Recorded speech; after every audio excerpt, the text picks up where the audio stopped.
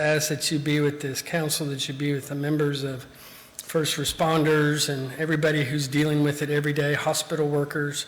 Lord, just put a hedge of protection around them as they are constantly bombarded and faced with this virus that's going around. Lord, we just ask that as we continue to go through this, Lord, that we would always find you in everything that we do and every day. And we pray these things in Christ's name.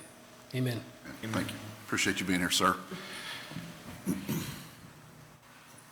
It is 6:30 p.m. We're going to call the meeting to order and announce that we do have a quorum present. I'm going to start tonight with a brief statement. In accordance with the order of the Office of the Governor of Texas, issued March 16, 2020, the City Council of the City of Weatherford may conduct tonight's meeting at Weatherford City Hall by telephone conference in order to advance the public health goal of limiting face-to-face meetings, also referred to as social distancing, to slow the spread of COVID-19. It is the city's goal to allow everyone to fully engage in today's meeting while maintaining some order and unity. This is a new process, and we appreciate and request your patience and flexibility. We ask that all attendees participating in today's meeting remotely please adhere to the following requests. Mute all electronic devices when not speaking as to minimize audio interference. When voting, the mayor will call for the members in attendance to cast their electronic vote first, then request remote participants provide an oral vote when called upon individually by name if not present. For public comments on agenda or non-agenda items, comments from speakers in attendance will be taken first. If you join the meeting virtually, you will have a raised hand button on your screen. Please push the button if you are requesting to speak.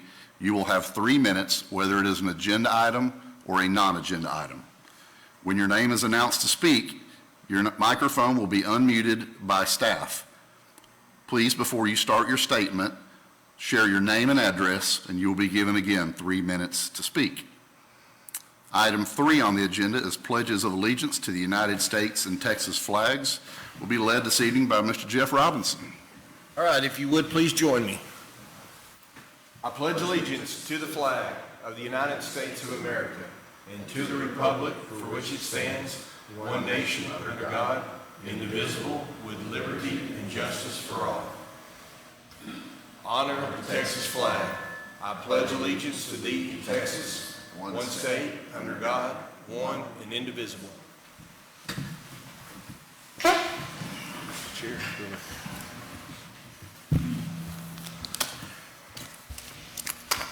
Item 4 on the agenda is items of community interest. Mr. Hotop. So just one, actually he's not here tonight, but just did want to recognize Paul Rust, who's our fire chief, is leaving us to go to the city of Little Elm. His last day will be Friday, and just because of the events that have happened both locally and nationally, then we've limited staff at this meeting, but certainly Paul has left his mark across the city of Weatherford, and all of his efforts are sincerely appreciated, and wish him the best of luck for him and his family as they move on to his next chapter in his career. Thanks for sharing that. Thank you so much, Chief Rust. Council, any items of community interest? Item 5 on the agenda is approval of the minutes. 5A is consider approval of the minutes of the City Council meeting held March the 10th of 2020. Is there any discussion on the item before we call for a motion? I would like to remove item 6E. This is a minutes. Oh, I'm sorry. Yeah, this is a minutes, 5A. Motion on the floor by Kevin Cleveland, second by Jeff Robinson. Any discussion before we call for a vote on the minutes? Call for a vote at this time on item 5A. Indicate yea or nay at this time, please, council.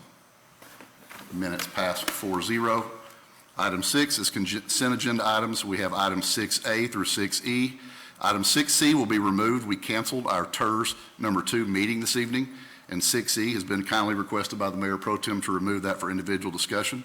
So council, can we consider items 6A, B, and D together? Okay. If there's no discussion or questions, call for a motion at this time on 6A, B, and D. Have a motion for approval by the Mayor Pro Tem, a second by Kevin Cleveland. Any discussion before we call for a vote on these 3 items?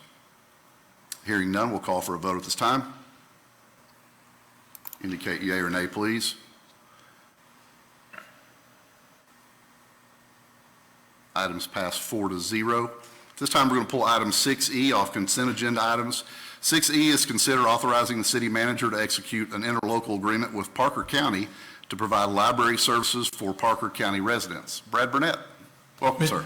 Mr. Mayor, members of the council, as you are aware, it was a pretty tough budget year for the county.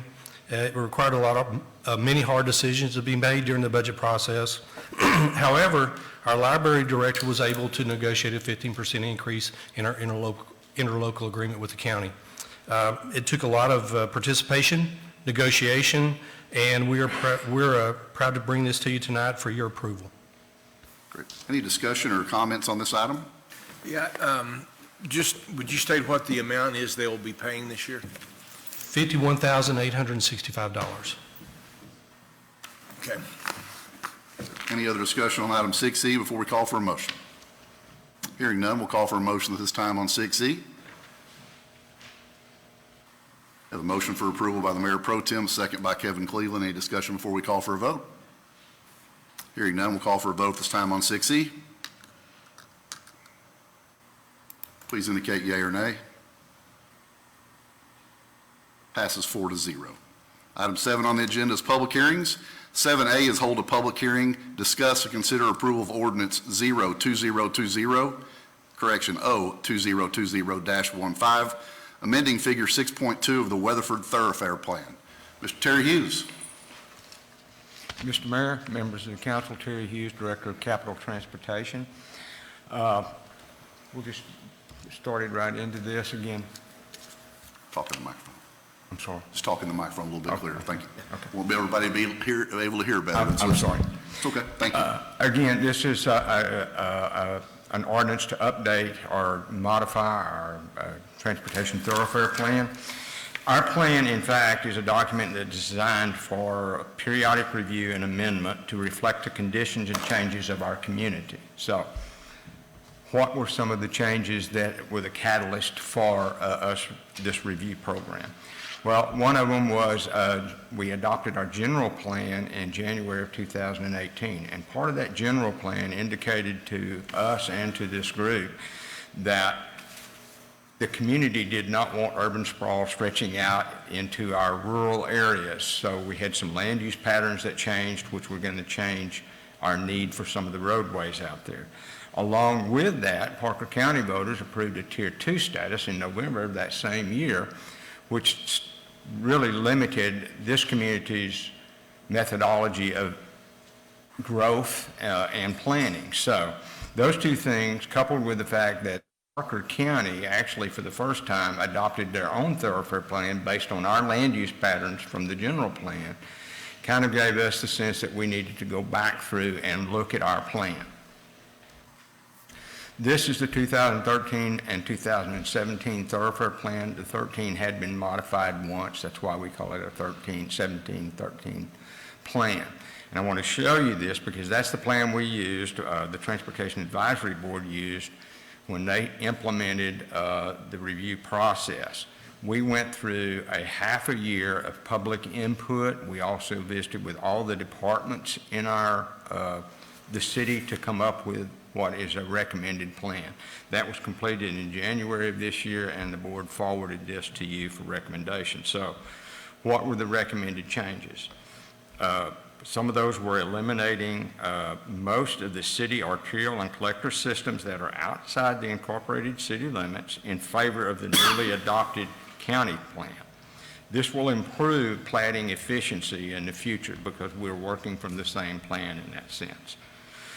Other changes include minor alignment changes to reflect changes in recent subdivision approvals, and we've eliminated some of the designations, collector designations within the core of the city that were inhibiting infill lots. In other words, in some of the older subdivisions, we had a thoroughfare plan located through there that was never going to be improved or widened, but it was slowing down some of the infill lots, which is something we really desire as part of our overall program. So what you see in front of you is the 2017. This is the recommended plan, and you will see a considerable difference in the lines that are out in the rural area and to a degree inside the city area. Those lines were really creating some issues with potential land sales in the area because folks were afraid that maybe some roadway was going to go through their property or they were going to be absorbed into the city. So this is utilizing the county plan and making some modifications on our plan. Just so you know, we do track all the changes we make, and we have for a number of years. I've got them going back a number of years. Whatever changes were made to our thoroughfare plan, we always track those, and they're a part of our system now. That being said, this is what is recommended by Transportation Advisory Board and staff to you for approval with Ordinance 0-2020-15.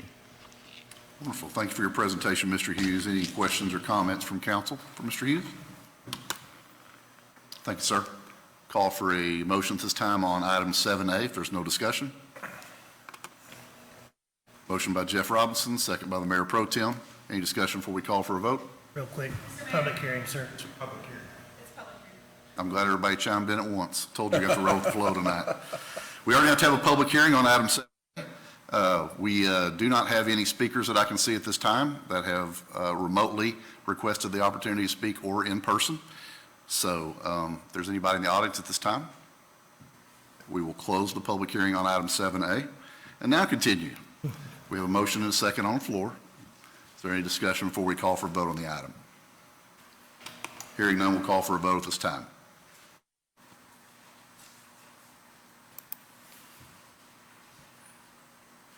Motion passes 4-0. At least I got that error out of the way early, right? All right, let's go to 7B. 7B is to hold a public hearing and consider approval of ordinance O-2020-16 for an amended conditional use permit for outdoor storage and display accessory to a retail use in the C1 Commercial Zoning District at 102 College Park Drive, City of Weatherford, Parker County, Texas, ZCH 2020-0002. Mr. Kettner, good evening, sir. Good evening.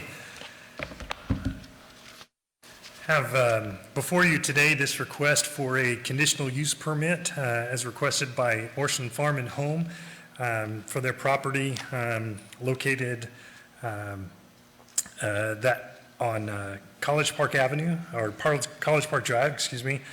The Planning Commission met on March 11th, 2020, and voted unanimously to approve the conditional use permit with the staff-approved conditions that are there. And this is one that came about because of some of the discussion that had happened because of a non-compliance with their existing conditional use permit. The conditions that are placed in the staff report, and you have the complete staff report in your packets if you have any questions about that. The applicant has agreed to the plan, the development site plan that as recommended by staff, which would eliminate the areas along Main Street for display area that's located in the parking lots. And they're relocating their compound storage area as shown on the site plan with the highlighted areas in yellow, which will be screened from those directions as well. The remainder of the area will be up against the building as allowed by code. If you have any questions, I'd be glad to answer any. Otherwise, it's as open for needs a public hearing. So. Okay, great. Thank you for the reminder on that. Any questions for Mr. Kettner on this item? I know that we do have a couple individuals that do want to speak remotely, or they have signed up to do so. Is that correct, Mr. Garvin?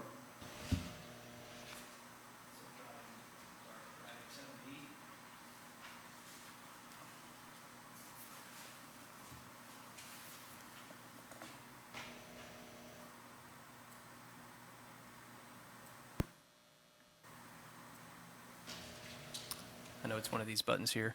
So item 7B, is that correct? Yes. Thank you. So we do have one, David Bowden, Okay.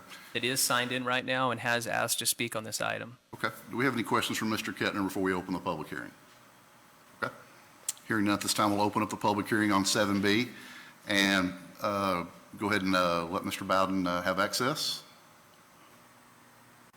You have access now, Mr. Bowden. Mr. Bowden, good evening. Are you there, sir? Great. Thank you for your willingness to participate tonight and your flexibility in our new process. If you could, Mr. Bowden, if you are going to speak specifically on item 7B, correct? Yes, sir. Okay, are you? I am the store manager at Orchland on College Park. Okay. And wanted to make sure Mr. Bowden, process. Mr. Bowden, Yes. if you could, just state your name for the record and let us have your address also. And then if you can make your brief presentation, sir. Sorry about that. That's okay. Thank you. My name is Devin Bowden. I live at 6901 Greenwood Street, Fort Worth, Texas. Well, welcome, sir. Go ahead. Do you have any questions or clarifications you want to provide or information? I was just here, if you guys have any questions, I'd be more than happy to answer them. Okay. Council, do you have any questions for Mr. Bowden?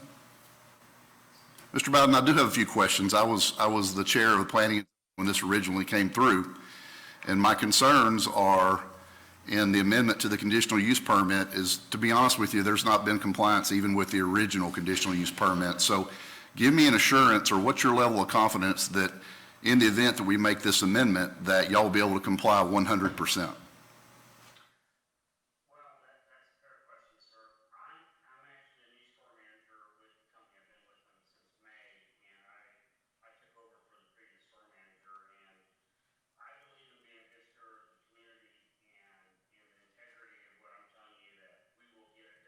We will be in compliance. In addition, we signed a lease next door, the vacant Chinese restaurant, to add additional 8,000 square feet of closed indoor storage space, which will help us with our swell of our products, especially in the spring and the fall. Wonderful. What are your plans to do with the materials and the products that are stacked on the south main side of your building in 2 locations?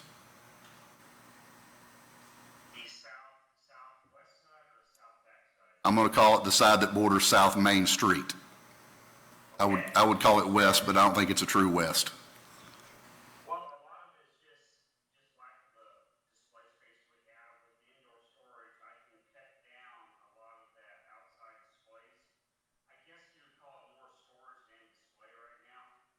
With that new space coming on board, I can actually make a single display of items that are necessary to be outside, and a lot of it can move into the compound. And with the additional indoor storage space that we're taking on, that's 8,000 square feet, that a lot of it will be stationary where it won't have to be outside. Okay, so do you understand in the way that's been presented and approved by planning and zoning, those areas on South Main Street that are currently being utilized, if you continue to utilize those, do you understand that that will be outside the compliance of the conditional use permit? Yes, sir, it's very clear. And do you understand that based on the way that that's worded, that action can be taken to revoke the conditional use permit in total? I just want to make sure we're clear with each other. Crystal clear. Okay. We want to be a great partner, but I think it's easier to talk about these things now than it is that we didn't understand, or, I wasn't clear on what was going on. So thank you for answering those things. Do y'all have any other questions? Okay. Staff, do you have anything else? Okay. Mr. Bowden, do you have anything else you want to share with us, sir? I appreciate you guys giving me the time to speak, and thank you very much for your time. Okay, thank you so much. Appreciate it. Mr. Garvin, is there anybody else, sir?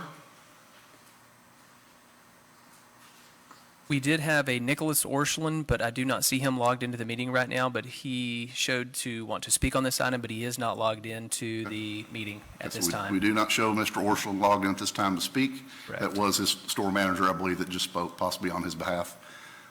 Is there anybody in the audience who would like to speak on this particular item specifically?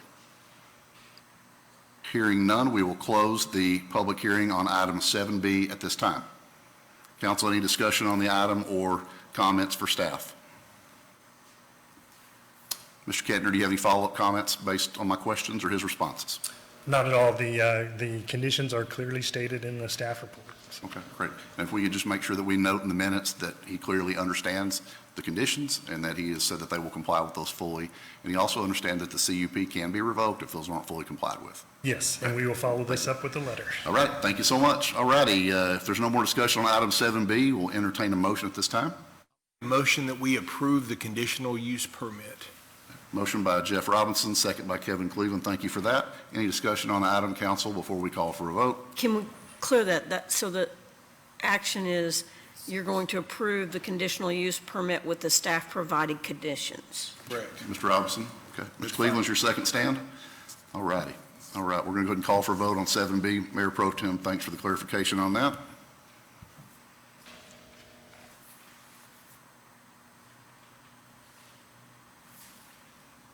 Indicate yea or nay, please. 7B passes 4-0. 7C is to hold a public hearing and consider approval of ordinance O2020-17 for conditional use permit for mini warehouse self-storage at 901 West Interstate 20, Interstate Highway 20, City of Weatherford, Parker County, Texas, ZCH 2020-0004. Welcome back, sir. Yes. Yeah, but before you, a request for a conditional use permit for mini warehouse and storage facility. This facility, you have the complete packet of information in your staff report of their request. This went before the Planning Commission on March 11th, 2020. It was voted unanimously for approval with the conditions as outlined in the staff report, the 4 conditions outlined there. And this is for a climate-controlled storage facility indoor. They will have retail space in the front of the building. Any questions? Any questions for Mr. Kettner on this item? Hearing none at this time, we will have a public hearing on item 7C specifically. I don't have any blue cards here. Is there anybody in the audience that would like to speak to this before we go to our remote folks? Hearing none. Mr. Garvin, I do see we have a Robert Horton. Is he still online and available? Yes, sir. Unmute him now. Mr. Horton, are you there? Yes, Good evening. Are you an applicant or applicant's representative or a citizen? I am Okay, great, Mr. Horton. Well, thank you for joining us and for your flexibility and sharing whatever information you'd like to share with us at this time, sir.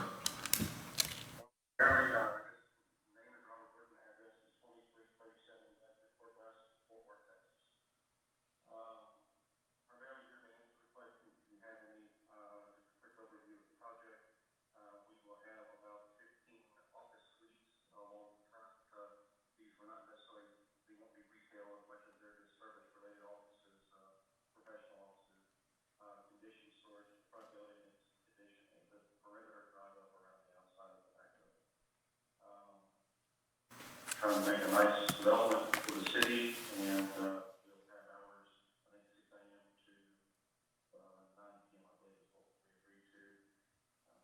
Happy to comply with all that was approved at the Great. Thank you for that information, Mr. Horton. Council, do you have any questions for Mr. Horton or City Manager? No, sir. Mr. Kettner, any follow-up information based on his information? Mr. Horton, we do thank you for being here tonight, sir, and thanks for your flexibility with us. Yes, sir. All righty. We've already called for participants from the audience, and we have none. At this time, we'll close the public hearing on item 7C. Council, any comments or questions before we call for a motion?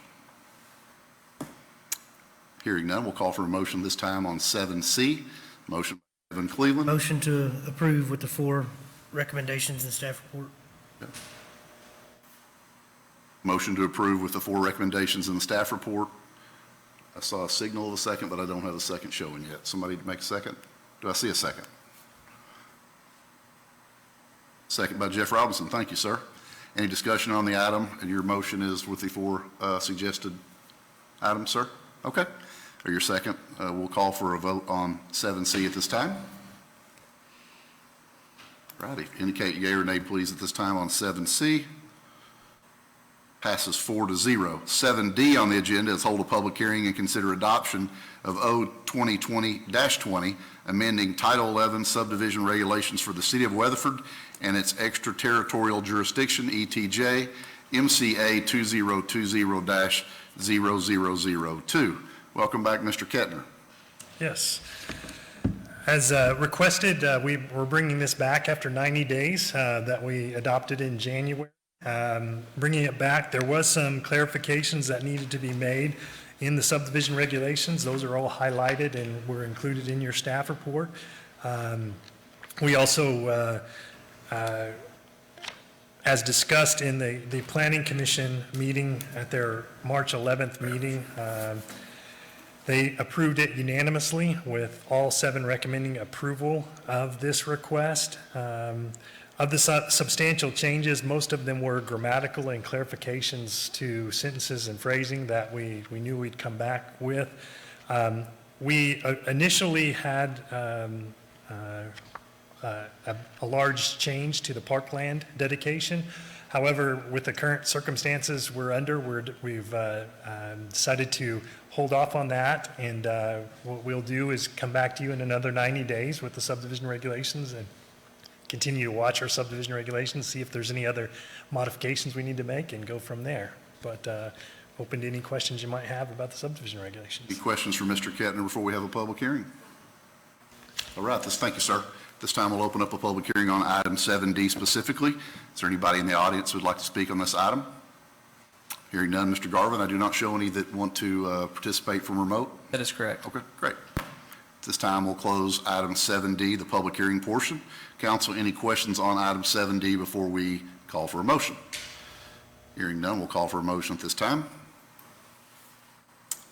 Mayor Pro Tem Wilder with the motion, Jeff Robinson with a second.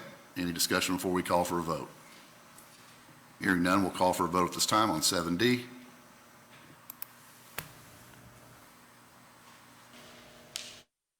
Passes 4-0. Item 8, regular agenda items. 8A, consider a preliminary plat for the 44-lot Crown Valley Phase 2, Section 3B, 16.51 acres on Crown Valley Drive, City of Weatherford, Parker County, Texas, SBD 2019-0054. Mr. Kettner. Yes, you have in your packet the complete staff report for the preliminary plat for the 44-lot Crown Valley Phase 2 subdivision. This went before the Planning Commission at their March 11th meeting and was voted unanimously 7-0 to approve the plat as proposed with the conditions listed in the staff report and 3 additional conditions placed by the Planning Commission, which all those are all inclusive in the conditions that need to be included in the staff report that you have before you. So staff's here to answer any questions you might have. Questions from Mr. Kettner on 8A. So did you say that all of the recommendations have already been put into? That's correct. Okay. They're all included in the staff report you have before you. Okay. Great question. Great. Other questions? We'll call for a motion on 8A at this time. Motion by Mr. Jeff Robinson for approval, second by Kevin Cleveland. Any discussion on the item before we call for a vote? Mayor, we do have one person that wanted to speak on this, 8A, Chuck Stark. I'm sorry, Or Mr. it may Stark, be I out of order. apologize. It may be out of order. Yeah, it I is, sent it's to you. okay. It That's doesn't matter, it still fault. says 8A, plain as day, so. All right, that's my fault. Even these old eyes can read it. Mr. Stark, are you there, sir? Let's see if we can get him unmuted. Mr. Stark, good evening, sir, how are you? Good evening.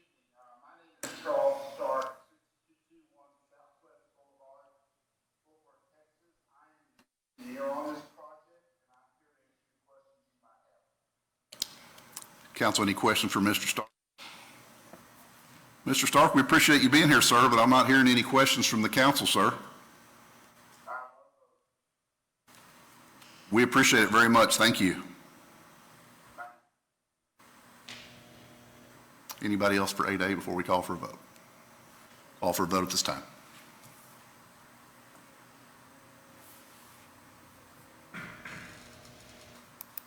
Indicate yea or nay, please.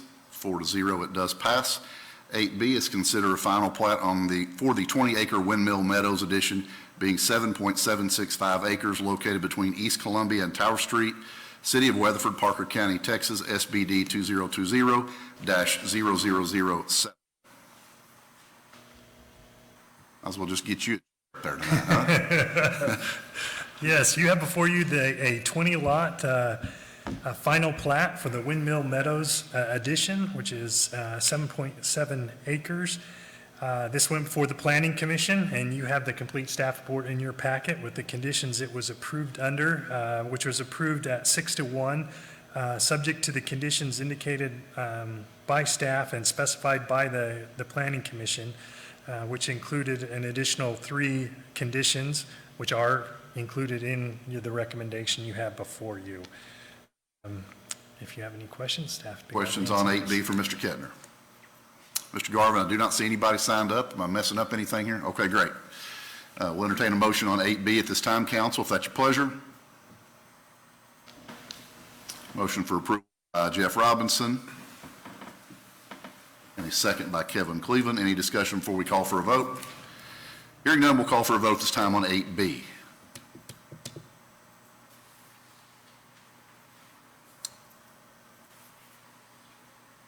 (8B) passes 4-0. 8C, consider final plat for one lot and right-of-way dedication at 816 East Oak Street, described as being .72 acres and a portion of Lot 1, Block 11, Yeoman's Edition, City of Weatherford, Parker County, Texas, SBD 2020-0008.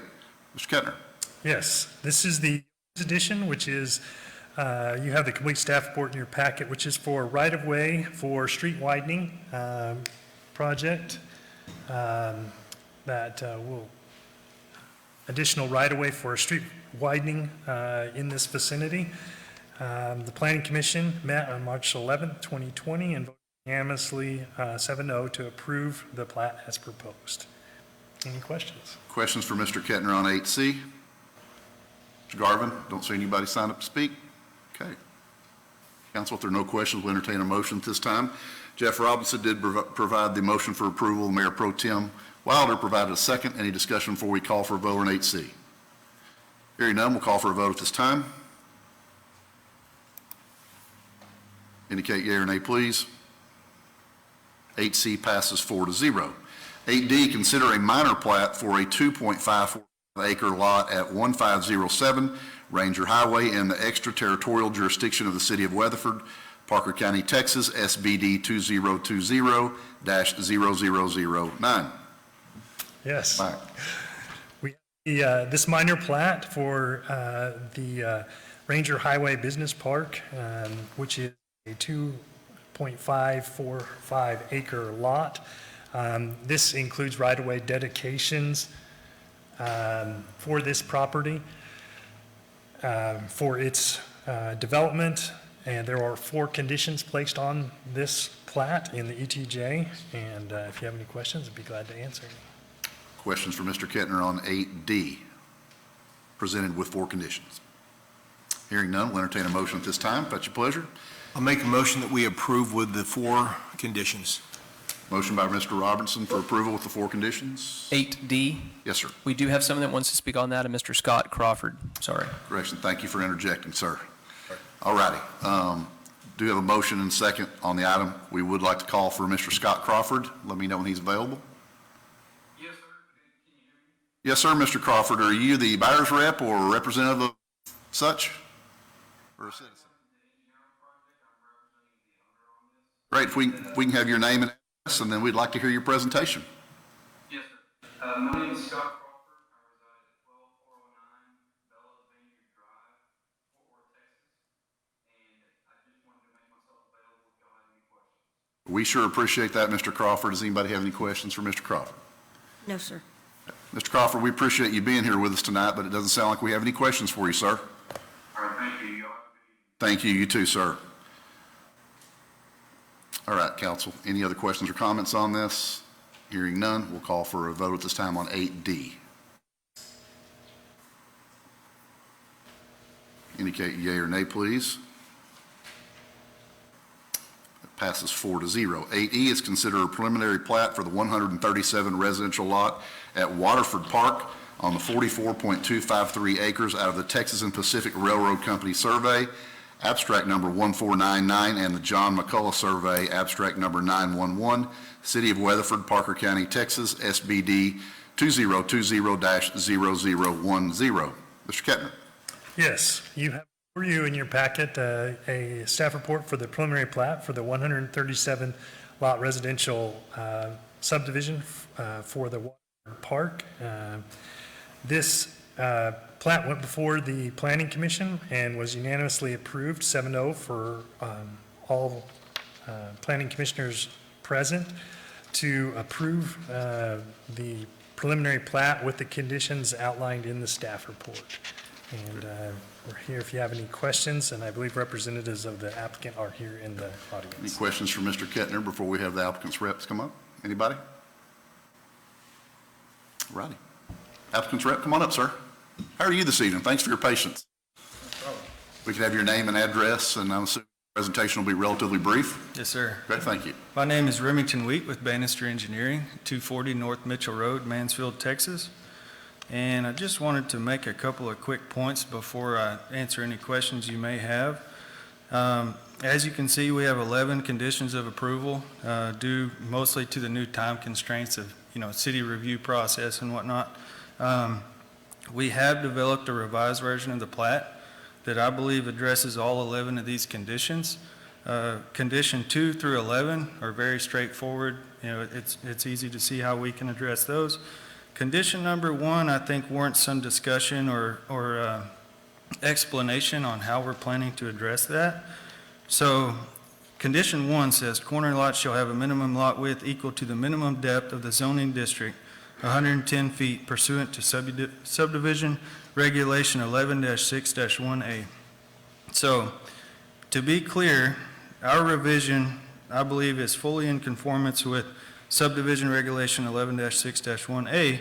However, we've addressed that without making the corner lots 110 feet. And the way we've done that is we've added open spaces at corners, and we've increased the total open space area of the subdivision from under 6 acres to over 7.5 acres. And I believe it makes a lot nicer product than having corner lots that are twice as big as every other lot. We have the same lot count, 137. Now, if you just took this comment, and generically applied it to this plat, and without any other changes made every corner lot 110 feet, you'd lose 19 lots, which destroys the feasibility of the project. Now, we can massage some things and improve that some, but it still puts the viability of the project in question. I do have 12 copies. That should be plenty if anybody wants to see a version of our what we're proposing. Is what you're proposing different than what our planning and zoning group saw? Yes, sir. Okay. I personally would be uncomfortable seeing something that's been amended after, assuming it's something different than planning and zoning approved. They unanimously approved something that you presented them in one format. And I'm individually uncomfortable with us reviewing a separate document. I don't feel like that's the proper way to handle this. My thought with that would be, they put 11 conditions, one that's in question, so my question would be for Caleb, does the adjustment you made still meet the requirements that planning and zoning has put in place? And so that would be my... Has staff seen this document? Yes. Okay, come forward, please. Yes, we have seen the document that was submitted after the Planning Commission meeting. It does show an additional sliver of land added to the corners of the properties. In our initial review of that, we don't believe that meets the subdivision regulations or the intent of the regulations that are in place. As we had a joint meeting with both the Planning Commission and the council in regards to density concerns, and one of the things that was adopted in the January adoption of the subdivision regulation was that corner lots would be larger in size dimensionally, and that was what was adopted in January and is still in the subdivision regulations today. And that's what they're requesting, to be able to add green space slivers to those areas. And we did look at what they provided. They do have an opportunity that the subdivision regulations do allow 10% change in the what was submitted for review between their preliminary plat and final plat. So that can still be considered as part of their review process moving on to their final plat. However, if it's additional lots that are created to abrogate the regulations, then that would be something that staff wouldn't be able to recommend when it comes to final plat before the Planning Commission and before the council. Okay. So would you seeing the new plat that he has with him tonight, does that change your recommendation? No, it does not. The conditions still apply. The conditions went before the Planning Commission No questions were brought up during the time at the Planning Commission in regards to this, and so the Planning Commission didn't get to hear any of their argument as far as adding these slivers of lots on the corners to eliminate them being considered as corner lots. Thanks for that clarification. So obviously, I don't have 11.6.1 in front of me and don't know verbatim what it says, but can you summarize the intent of that regulation? Yes, the intent of that regulation was that, as we discussed, was that the lots would be dimensionally the same both directions to make it easier for builders and developers. Oftentimes, developers will develop the lots, and then we work with the builders that come in to fit the houses on the lots. It only allows the builder to put a house a specific direction on a corner lot, whereas the extended width of the lots on both directions allows the builder opportunity to build a house any direction on that lot and still meet the requirements of the code. Would you mind if I read that to you? I do have it with me. I'll be fine with hearing it. That's fine. Yeah, it is included. It's your call, though. Oh, yes, sir. I was reading the specific, are you reading the item of the subdivision regulations? Yes, sir. Okay. Do you need clarification on that, or did Mr. Kettner provide that for Well, you? I do think it's relevant. I'm asking Councilman Cleveland if you can Sir. hold on just for I a would be moment. fine with hearing it. Okay, go ahead. So the reference subdivision design standard says, lots shall conform to the minimum requirements of the established zoning district if located within the city's corporate limits. Corner lots shall meet the minimum lot depth of the established zoning district on any side which fronts on a public street. So the reason we didn't bring this up during P&Z is the way it's worded, we believe that our plat as presented at P&Z still met this requirement. And there's a couple reasons for that. One, our zoning district is planned development, and our planned development has no specified minimum lot depth. So that makes this meaningless as applied to our subdivision. So By carving out a 10 to 12 foot section of land removes that from being a quarter lot is what your position is, correct? Yes, sir. Who maintains that? Who owns it? It would be an HOA lot.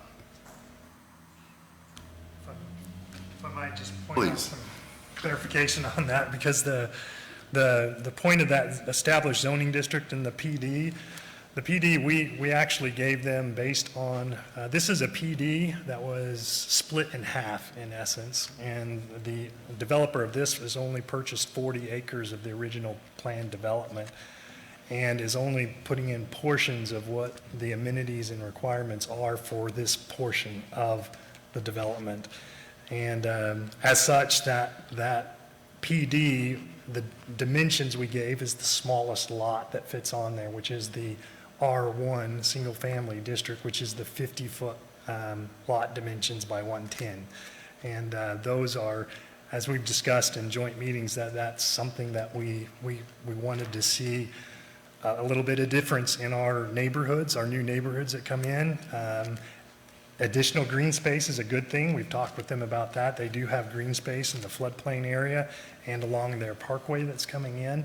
However, this additional lot sizes and spacing provides additional looks and feels to our neighborhoods, and that's one reason why we made that amendment in January based on those conversations. So Any question for applicant or staff? it's for staff. Okay, you can have a seat, sir. Stick around though if you don't mind. Thank you. I'm slightly confused, so forgive me for this question, but we developed something in January that would be, and this is a large subdivision. So I guess I'm uncomfortable accepting this preliminary plat unless it meets those 11 conditions that are in there.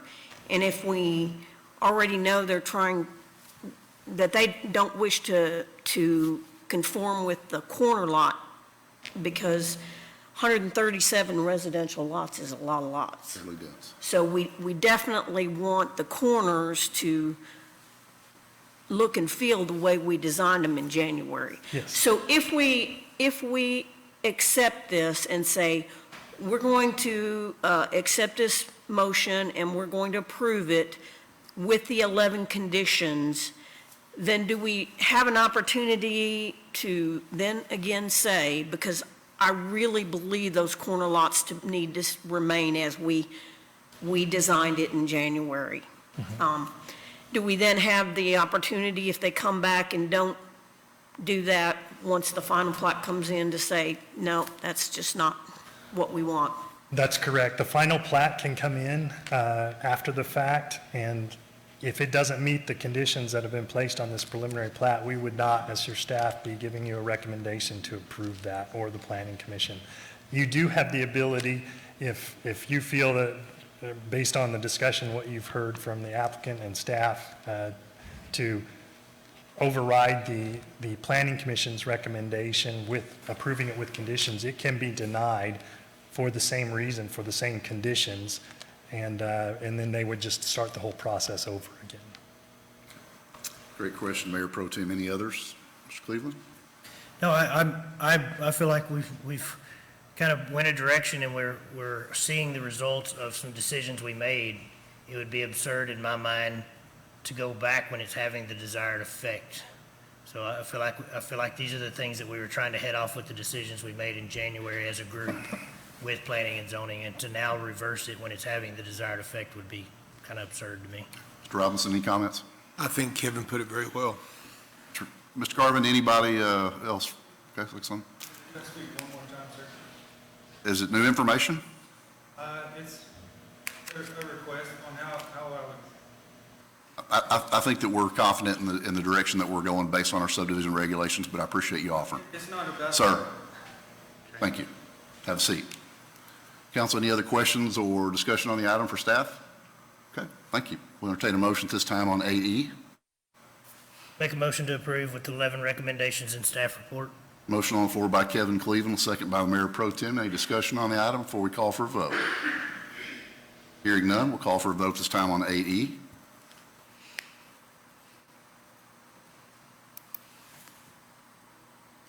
(8E) passes 4-0.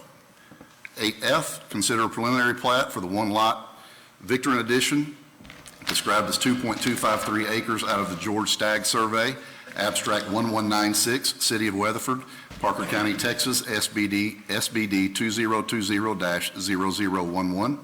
Mr. Kettner. Yes, you have before you the Victron preliminary plat. This is for a 2.2 plus or minus acre lot that is for the build-out of a convenience store with a drive-through. As it continues to develop, this went before the Planning Commission at their March 11th meeting and was voted unanimously 7-0 to approve the plat, subject to the following condition that was included in your packet. Any questions? Questions for Mr. Kettner on item 8F? Hearing none, we'll call for a motion at this time, if that's your pleasure. Motion for approval by the Mayor Pro Tem. Is there a second? With the conditions stated. With the conditions stated, Mr. Robertson, do you correlate with your second, sir? Absolutely. All right, thanks for the clarification on that. Questions or discussion before we call for a vote on 8F? I will say real quick that I sure would have liked to seen this owner back up here. He was a very energetic, happy person when he came up. He was, wasn't he? Yeah. Not a gentleman you forget, huh? No, sir. All righty, we'll call for a vote this time on 8F. Mr. Garvin, I did not see anybody. Okay. Indicate yea or nay at this time. Passes 4-0. 8G, consider a final plat for the Remington Ridge Edition, 13.826 acres, located on Kirkpatrick Drive and situated in the T.W. Bill Survey, abstract number 166, City of Weatherford, Parker County, Texas, SBD 2020-0013. Yes. You have before you in your packets a complete staff report for the final plat of the Remington Ridge Edition, 13 acres for the purpose of a multifamily residential development. This went before the Planning and Zoning Commission on March 11th, 2020, and voted unanimously 7-0 to approve the plat as proposed by staff with the conditions included in the staff report. Any questions for Mr. Kettner on this item? see, I don't see, Mr. Garvin, anybody for 8G, or did I overlook it? Okay. All right, this time, if there's no questions or comments, we'll call for a motion on item 8G.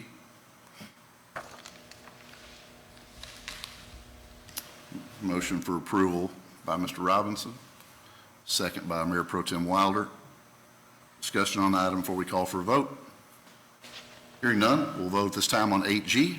Mayor, Sir. I do apologize. Looks like Mr. Stark has raised his hand to speak on this item. I was not aware of that. Unless this is a mistake, give him the Okay. opportunity to speak. Hey, we said at the beginning we're going to have to be Yes, sir. flexible here, so I'll take this error too. Mr. Stark, welcome back, sir. Are you there? There we go. Mr. Yes, Mr. Mayor, I am. Welcome back, sir. Here on this and I'm just going to Just for the record, sir, can you give us your address one more time? Charles Stark, 6221 Southwest Boulevard, Texas, 761. All right, any questions for Mr. Stark on item 8G, council? I think you got out easy twice tonight, Mr. Stark. There's no questions for you, sir. Appreciate you being with us. Thank you, sir. All right, at this time, we will call for a motion on 8 unless there is questions from the council. Motion by Mr. Robinson for approval, second by Mayor Pro Tem Wilder. Any discussion on the item before we call for a vote? Hearing none, we'll call for a vote this time on 8G. Indicate yea or nay, please. 8G passes 4-0. 8H, consider adoption of Resolution R 2020-10, extending the declaration of local disaster until midnight on May the 12th of 2020. Mr. Hotop, any comment? Just briefly, so of course, we're in the midst of the coronavirus or COVID-19 outbreak, and so the declaration of local disaster was executed by the mayor on March 20th, and so the item before you tonight is just to formally extend that, and part of the process of extending that, it does activate and continue active our emergency management plan throughout. This in no way goes against the county's order that was adopted on Monday, which is active for a total of 30 days, which closes all non-essential businesses for up to a term of 30 days. Doesn't necessarily have to be 30 days, but their order can go up to 30 days. And of course, we're in support of that and everything that can be done to limit the spread and the outbreak of the current virus outbreak that's out there. So the resolution tonight just simply, again, extends it to midnight on May 12th, and be happy to answer any questions if you have any. Right, I know we're going to go also in a staff report here, more detail, and Mr. Hughes will be with us then. But for the completion of item 8H, is there any questions from council? We'll receive more of an update just here in a minute. On item 8H, we are seeking a motion and a second for approval. Motion by Councilman Cleveland, second by Mr. Robinson. Thank you for that. Any discussion on the item before we call for a vote? Hearing none, 8H is up for a vote at this time. Indicate yea or nay, please. Passes 4-0. Item 9 is staff reports. 9A is receive local COVID-19 update from the city manager. Mr. Hotop, I may have jumped the gun there. No, you're all right. I had a brief bit of information, then I'll turn to Brad Burnett, Assistant City Manager. We'll talk a little bit about the financial aspects of this. Then we'll go to Sean Hughes, Emergency Management Coordinator for the city and Parker County, talk a little bit about what's going on countywide and then specific to some numbers. So, one of the things in general is obviously there's been a lot of communication going back and forth. There's constant communication that I have with the mayor multiple times a day, likewise with Sean and the county judge, also with Phil King's office. He's worked extensively with him when trying to acquire resources. There's some, obviously, a large amount of stress on the supply chain right now, and trying to get the proper PPE for our first responders is a very difficult task right now. And so Representative King and along with Sean Hughes has tried to help the city with regards to that. In general, I think one of the big things is that we're trying to stress throughout this entire thing is our exceptional customer service. And just because we may be going through a local crisis, we don't want to suffer with regards to customer service. And I think, some of the efforts that you saw tonight with respect to the work that our RT folks did this weekend and trying to set up the online meetings and the call-ins, I think is just an exceptional, just an example of the exceptional customer service we constantly strive to provide. One of the things we're trying to do citywide is still maintain continuity. still trying to maintain as much of a normal business presence as we can within all of our facilities. So we have had to limit some of our operations. So we made the decision to close the library down to the public last week, but we've still been able to provide curbside checkout through the online system that the library has developed, and so we still are able to provide that service to the patrons. They've also gone through and developed some story times and reading things done through Facebook, which is a great application that they're using out there as well. One of the other things that we've done to really limit the contact or exposure, possible exposure for our employees and also for the possible spread of the virus is to close the shelter temporarily until we kind of get through this outbreak. And that was just done out of abundance of caution and merely because we have so many visitors that come in, a lot of volunteers that interact at that facility. You know, this building is one of the primary buildings where we have a lot of foot traffic that comes in, and the majority of the people in this building are separated through glass. And so, you know, we do have an added level of comfort and feeling that those folks are protected. We have provided them with masks and gloves in the event that they need those. We did have one lady that was located out front at the receptionist desk, and we've pulled her formally behind glass right now to where she's not exposed in the normal aspects of everyday life. So some of our other buildings, the police department and fire department, have taken also precautions to limit public into the buildings. Of course, they have lobby areas in some of those buildings, and so they've gone to some extra steps to try to reduce the possible contacts that exist there. And obviously, it goes without saying, you know, that our police and fire are obviously prepared for these type of events. They go through and have done extensive level of staffing and training to be able to respond in events like this, and quite honestly, that's exactly what we expect, and that's what the public demands. They expect that local government can function in a time like this, and we can, and we'll be able to continue to provide the exceptional customer service that our residents have come to know and expect, quite honestly. Looking out just across the city, you'll notice some of the extra precautions that we've taken. So we scanned everybody coming into the building tonight, purely as a precaution. Those are some of the things that our first responders are actually doing on a daily basis. So our police and fire, our firefighters are being scanned twice a day for their vital signs, and our police officers are being scanned as they come on to their 12-hour shifts, merely as precaution and merely as trying to prevent, obviously, the spread of the virus. Everyone is doing everything they can to do that, and so that's one of the things that's being done. We're also in the process of trying to purchase those thermometers for all our city buildings so we can provide that service to all our city employees, and then also any customers that may come into this building as well, so that'll be one of the things that you'll see moving forward. You know, it goes without saying there's a huge amount of information that's out there, and we're partially responsible for some of that as well. We've gone through and done several things. I know some of y'all saw a small video that the mayor put together last week and sent that out with a huge amount of success that we saw on Facebook and YouTube with respect to that, and that's just one of the avenues that we're trying to push information out. You know, we want to be able to get information out to people, how they can actively consume that, and so that doesn't mean in any one format, so we try to provide it in all formats. Written, we do a lot of things on the website. We try to update our website daily with information not only from us, but we've got direct links to the CDC and to Health and Human Services, to Parker County as information becomes available from them. We do have some printed materials that's available at the front desk. Of course, all this is an abundance of caution, just really trying to share everything with everyone. In the event that someone doesn't know about the current situation and what's going on.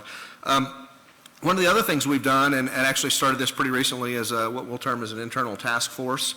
And so that's made up of the assistant city manager, both the chiefs, and a couple of other departmental representatives, and they're tasked with several different things, from trying to develop training internally for employees to trying to secure resources. You know, we've talked about the availability of resources and how that is a concern, and then also just general planning efforts to be able to track in the event that something happens to a city facility or that someone does become infected, then how do we go about cleaning that facility, making it safe for not only our employees, but also for any public coming into that building, because that's a general expectation when you come into a public facility that you'll be safe. And so they're going through tasks of trying to identify what steps are necessary, and they've already done that, and go through and plan those in the event that something actually happens. Then also going through resource planning. That's you know, you instantly assume that with our police and fire that when you call that we'll be able to respond, and we will.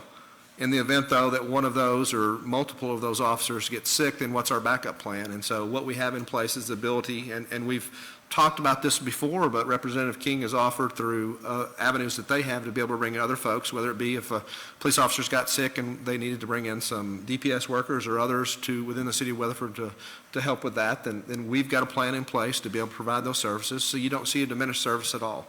You know, our expectation is that as we as we go through this event, that we're able to provide, again, the same exceptional customer service that we've known to expect from, to provide for our residents. And aside from that, we're doing some other things that are out there. We're obviously working with the chamber, trying to really predict as we come out of this, because we will come out of this, there's no doubt about that. This is a blimp in time, and we know that as all things, this will end too. And so how do we go about helping all our businesses recover from this? We know this will have, and Brad will get into this just a second, but this will have an impact on the local economy. And we know that all of our businesses, whether they're small or large, have a vital impact to the city of Weatherford, and we want them all to be successful. And we realize that we're going to have to reinvent some things. We're going to have to do some things differently as we go through this process to be able to help them get back on their feet. There's no one-size-fits-all approach to this. There's no standard response that's going to fit to this. Quite honestly, there's no playbook for this. No one's ever been through this. And so, we find comfort in knowing that we have professionals at all levels throughout the city to be able to provide those type of resources that our businesses will be able to benefit from as we continue to adapt and really write our own chapter in history for what this means as we help the city grow to the next level, and that's what we're really excited about. So, Brad, I know Brad's got a little bit of information that he wants to talk about, and I'll turn it over to him. Mr. Brad Burnett, welcome, sir. Thank you, Mr. Mayor. We like Caleb Kettner, but it's just nice to see a different face up there for a while. Well, maybe we could stand on a stand over here and I could kind of be like him. There's a saying that holds true for our current situation. The saying is, the best managers manage when times are good. They give direction, set policies, they plan ahead. So when there is a dip or a dramatic change, they have flexibility to allocate adequate resources to withstand the situation. This applies here. We have excellent budget practices, we have good reserve policies, and most important, we have financial flexibility. As you are aware, the COVID-19 will have a negative impact on our sales tax and other revenue streams. We have analyzed our general fund financials, and we have taken action to offset substantial reductions in our revenues. We have identified equal amounts of expenses to offset these revenue reductions. But most important, we want to assure you we're prepared to take whatever actions are necessary to offset any reductions we encounter. And we are very confident we can maintain our financial flexibility through this extraordinary event. Thank you for that. Appreciate it, Mr. Burnett. You bet. Mr. Hughes? And before you start, I want to thank you for being here. You've had no more sleep than anybody else has. He's stepping away briefly for a Clorox wipe. Yeah. Following good practices. Yeah. Thank you for being here, sir. If you could identify yourself and let us have a little bit of an update from you. And again, thank you for your time. Yes, sir. Sean Hughes. I'm the Emergency Management Coordinator for Parker County as well as the City of Weatherford. Greetings from the Judge and the Commissioner's Court as well, and thank you for having me here. I'd like to start out with a little bit of information from the court. Yesterday, the Commissioner's Court did approve a 30-day declaration that included some extensive changes from the previous declaration. Those have been published and those are out. We have made a differentiation between essential services and essential businesses and non-essential services and businesses. And we continue to work through that process in working with those who own businesses and have services in Parker County and helping define what actions they should take as well. I also bring greetings from Dr. Stephen Welsh, who is the local health authority for Parker County. Dr. Welsh is in direct contact with the Department of State Health Services, who is our health entity for Parker County. The current numbers on Parker County is we have one identified patient with the virus. We are monitoring one as well through the Department of State Health Services. There are some others who are they're not truly under the monitoring process, but we've been made aware of them and we're awaiting some results from various testing. But the official numbers are one confirmed and one under monitoring. Currently within Parker County, we've monitored a total of 6, including the one that I mentioned. 5 of those have gone off of monitoring and gone on to their business and have cleared that process. There is a little bit of delay time between when testing is done and we get results. It was stated in many times that was about 3 days. Current data is now that's running 5 to 7 days on returns. As we're doing more tests, it's taking a little bit longer to get those test results back. The other message I'd like to bring to you from Dr. Welch is, what do we consider to be an exposure? And that's important. Just because you're in the room with someone doesn't necessarily mean that you have been exposed. The type of incident that we're looking for is, did you spend 2 hours or more within 6 feet of someone who is exhibiting the symptoms? So if you think about that, you were in the room of a council meeting, for example. We've got 6-foot distance all around us, and we don't spend more than 2 hours within that 6-foot range. We're trying not to. Absolutely, and that incidence of exposure goes down greatly. Sure. So with the 6-foot distance, that's all good. We fielded many calls, many rumors are out there, and I would ask that, as with anything, let's check the rumors before we start to spread them.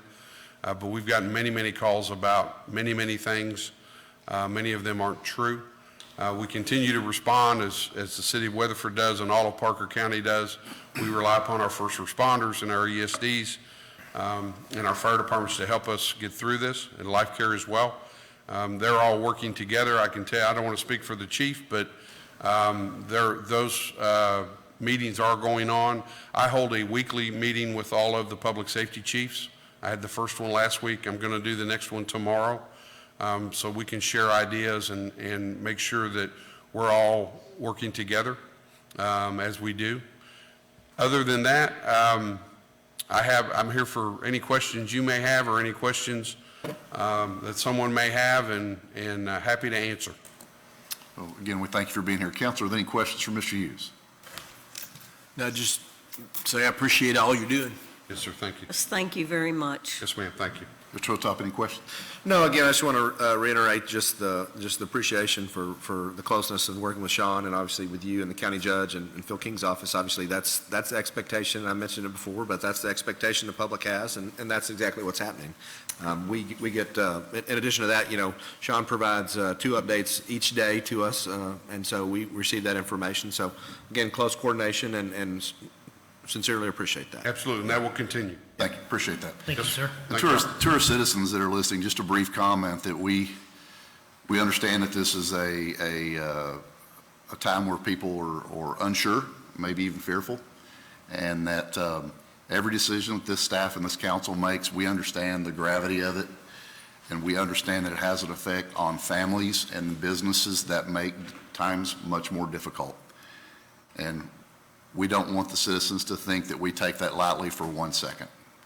Our intent is to work in a unified fashion as the county and cities that constitute Parker County, and that we make the best and the most effort that we can in a calculated manner to slow the spread of this virus. And so some of the steps that we've taken and supported have been very difficult and have an impact on families.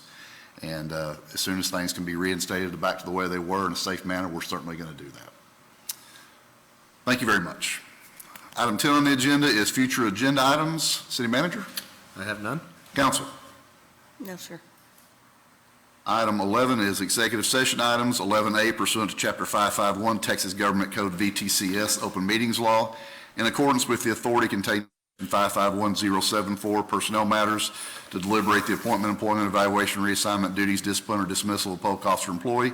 City Manager, council will dismiss at this time into executive session downstairs. We will reconvene back in this room shortly.